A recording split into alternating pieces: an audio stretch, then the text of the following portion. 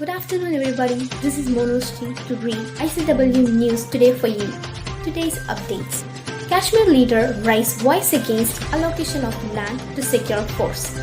4,862 new COVID cases in Tamil Nadu.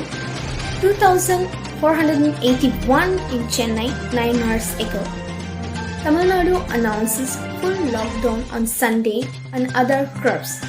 The leopard that killed 20 goats walked into trap in Viriyur village.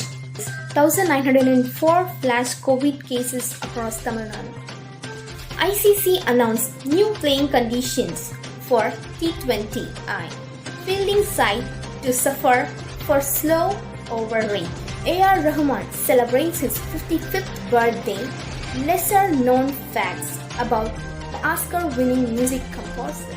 And these are the today's update.